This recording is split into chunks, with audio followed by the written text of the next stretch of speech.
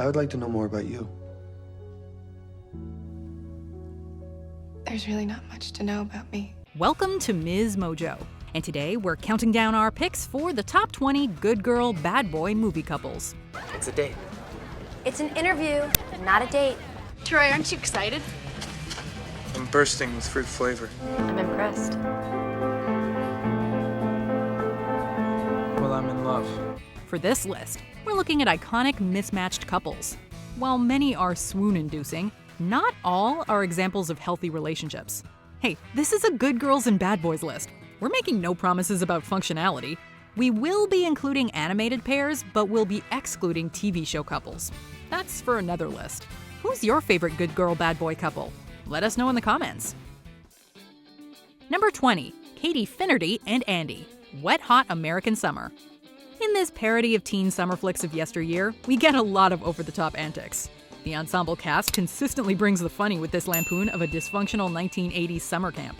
Two of the counselors are pitch-perfect tropes. Nice girl Katie and her jerkwad boyfriend Andy, played by real-life notoriously nice guy Paul Rudd. God damn it, Katie, you're suffocating me. I'm choking, all right? Give me some breathing room. Andy is too cool for school. Katie is sweet, lovable, and clearly with the wrong guy. They are not the ideal couple. More a case of opposites attracting. But summer romances, right? Number 19, Keith Zetterstrom and Natalie Anderson. Keith. Natalie is a bright young woman with a future, dreams of university, a tennis scholarship, and a cute boyfriend. Enter Keith, whose sole personality trait is apparently his damage. After Natalie finally agrees to go on a non-date with the mysterious slacker, she falls for his laid-back charm. He's not exactly the best influence. Natalie's marks begin to suffer, and she's suspended from school when she tries to find out Keith's real address. She even loses her virginity to him, only to have him dismiss her feelings. You know, I thought you were different, but you're not different. You're just another immature little boy. You're right. I am wasting my time here. Hey, bad boys do not always make great boyfriends. It's in the name. Turns out, Keith has a sad secret, but he does manage to express how he feels before it's too late. Then I met you, and it got weird. And you were so amazing. Number 18, Vance Van Wilder Jr. and Gwen Pearson, National Lampoon's Van Wilder. In one of the many college shock comedies of the early 2000s, we meet Vance Van Wilder Jr. and Gwen Pearson. Is there anything you could tell me about yourself that I haven't already found out through public records? Uh-huh. I'll be at the quad tomorrow night at 10. Sound good? Yes. It's a date. It's an interview, not a date. Van is a perma senior at Coolidge College who never wants the party to end. Gwen is a talented up-and-coming journalist at the college paper. When they team up to boost their popularity and marketability respectively, sparks begin to fly. Van seemingly has the ability to charm the pants off of anyone. When he finally gets his act together and commits to graduating, he proves to Gwen that he knows more than one way to have a good time. There's so much that I need to say. The article. Number 17, Will Hunting and Skylar. Good Will Hunting. Will is a bit rough around the edges, but that doesn't stop him from winning the heart of Skylar, a student at Harvard. You're an idiot. I've been sitting over there for 45 minutes waiting for you to come and talk to me. But I'm tired now and I have to go home. And I couldn't sit there anymore waiting for you. Of course, he's no slouch himself in the brains department. The brilliant blue-collar worker catches most people he meets off guard with his stunning intellect and astute insights. However, he can at times be his own worst enemy, letting his inner turmoil hold him back. Skylar doesn't see him as a project to fix, but constantly motivates him to be better. What aren't you scared of?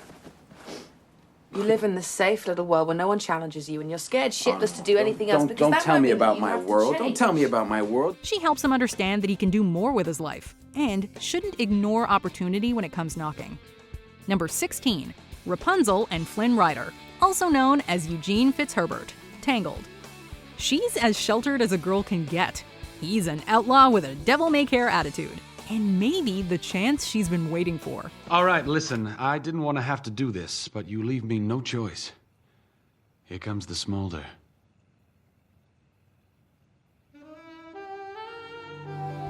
After Flynn breaks into Rapunzel's tower, she convinces him that he must help her to get to the lanterns she loves so much. While they seem totally different at first, by the end of their adventure, there's nothing they won't do for each other, always putting the other's safety and well-being above their own. They're the sort of fairy tale couple that really does have a happily ever after. Did I ever tell you I've got a thing for brunettes?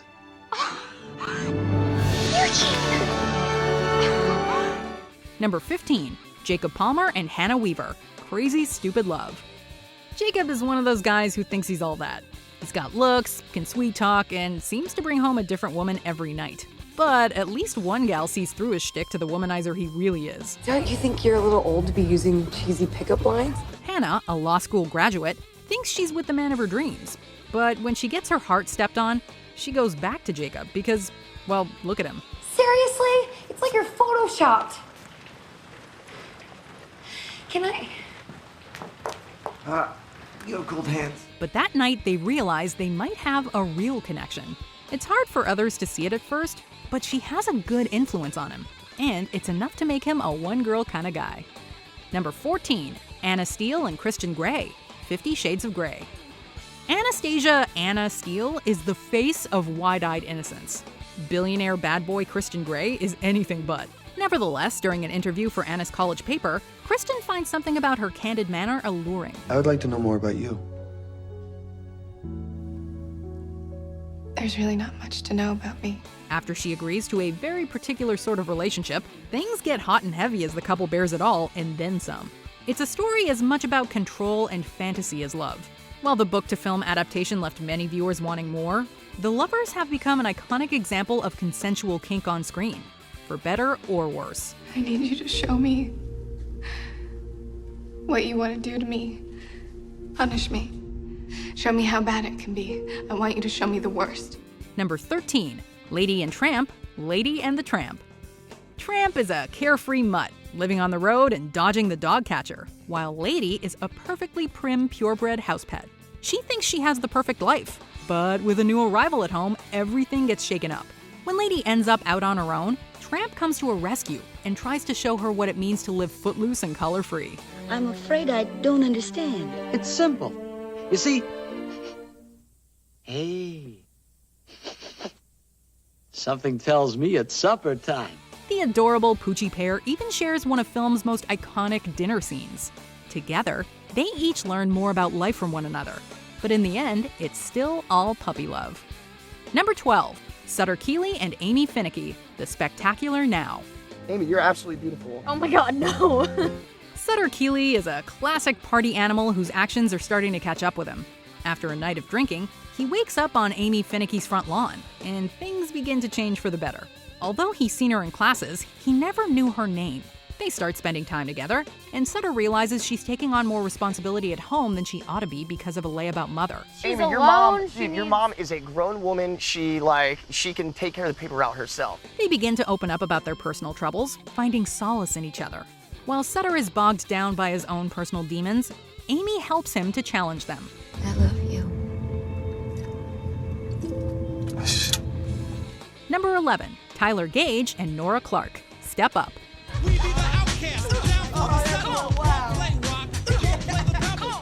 After a little breaking and entering, and doing serious damage to a local art school's theater, Tyler Gage must complete 200 hours of community service at the school. While there, he encounters Nora Clark, a dancer who's getting ready for her senior showcase. You look beautiful. Thank you. When her partner is injured, Tyler offers to step up. She's reluctant at first, but after seeing his moves, reconsiders. At first, they don't get along, but as they dance, teaching one another their styles, a bond begins to grow. You want to lift me? Are you kidding?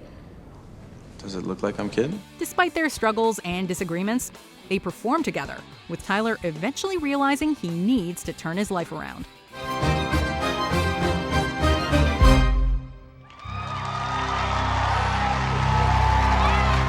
Number 10, Tessa Young and Hardin Scott, After. I don't think we can ever be just friends.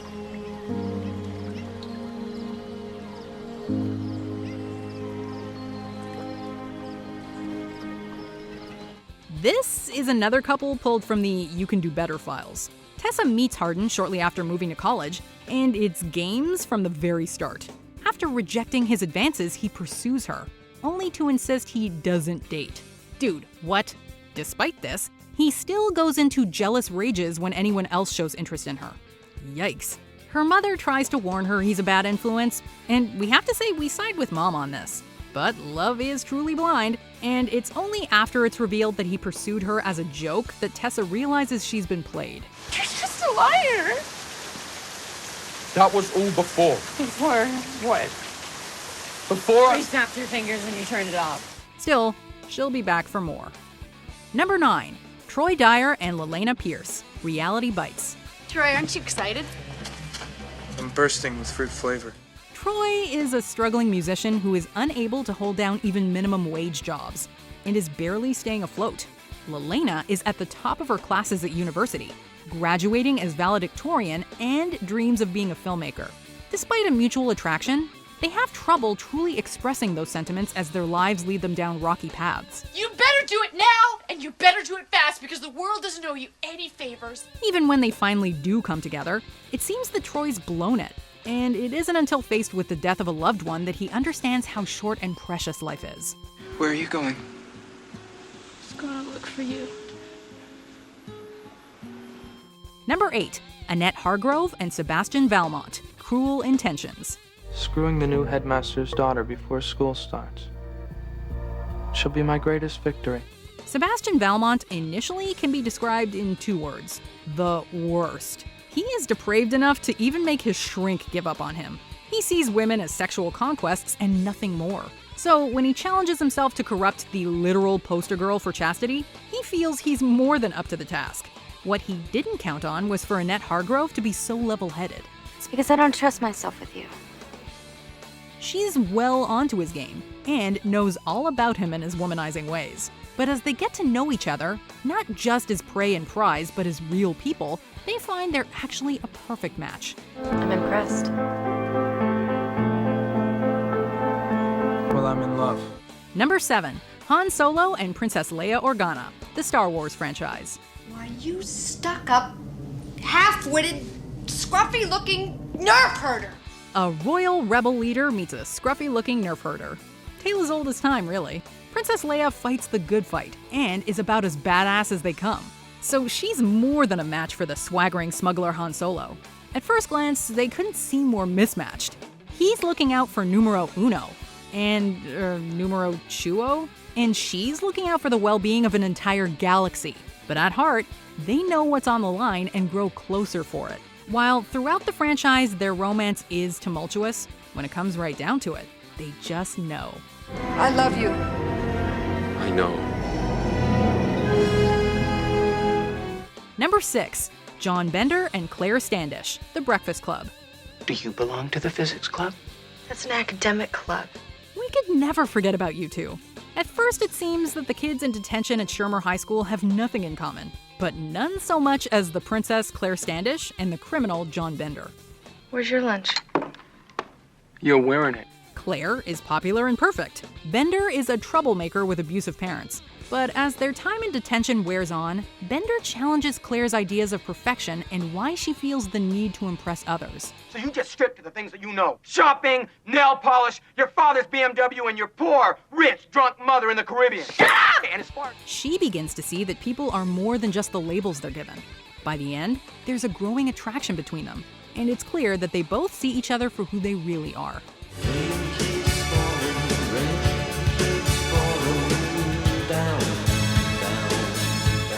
Number 5. Jason J.D. Dean and Veronica Sawyer, Heathers. These two take the dysfunctional couple crown. Veronica is no angel, but J.D. is a straight-up psychopath. Oh my God. I can't believe it. I just killed my best friend. And your worst enemy. Same difference. After killing the lead Heather of the popular Heathers clique, accidentally for Veronica's part, they get a taste for revenge. Getting away with murder, they team up to take out everyone who wrongs them. And this school is filled with terrible people. You got power. Power I didn't think you had. Things get out of control, and Veronica realizes almost too late that it's up to her to stop her disturbed boyfriend from doing something truly unthinkable. No, they're not a great couple, but in the canon of 80s teen films, they are certainly iconic. Number 4. Frances Baby Houseman and Johnny Castle, Dirty Dancing. Who's that? Oh, them. They're the dance people. They're here to keep the guests happy. While vacationing with her family in the Catskills, Frances Baby Houseman begins crushing hard on the resort's dancing instructor, Johnny Castle. At a secret staff party, Baby is shocked and intrigued to see the type of dancing they do after hours. Watch my eyes. Good. When Johnny's dance partner Penny needs an abortion, it's suggested that Baby replace her. Johnny is skeptical but agrees, and Baby begins to improve. There are many complications along their road, but when Johnny leads her to the stage for the final show, they are not the only ones having the time of their lives.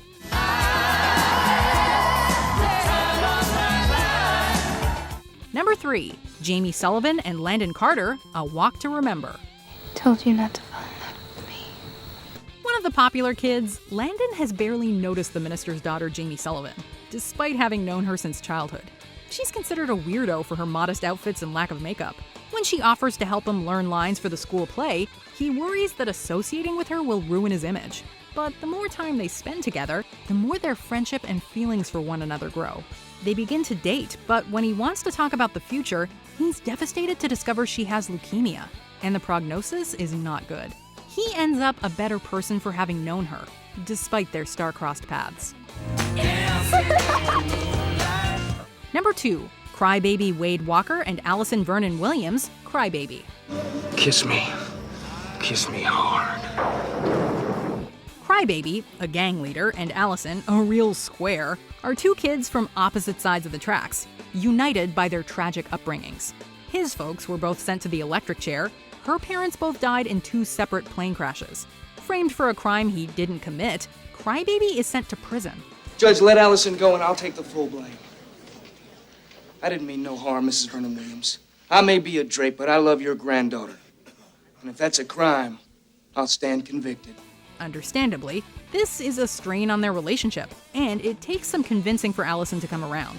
They both have a lot of hurt inside, but are still able to find solace in each other. Before we continue, be sure to subscribe to our channel and ring the bell to get notified about our latest videos. You have the option to be notified for occasional videos or all of them. If you're on your phone, make sure you go into your settings and switch on notifications. Number 1, Danny Zuko and Sandy Olsen, Grease. Danny, is this the end? Of course not. It's only the beginning. Their brief romance was intense, but when summer ended, Sandy and Danny thought they'd never see each other again.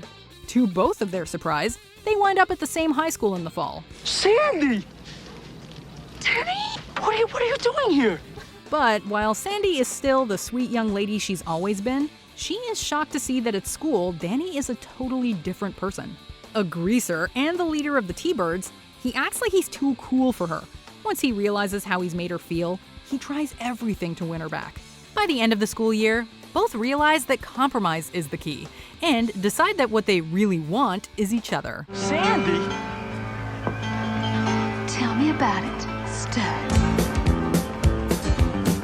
Do you agree with our picks? Check out this other recent clip from MsMojo, and be sure to subscribe and ring the bell to be notified about our latest videos.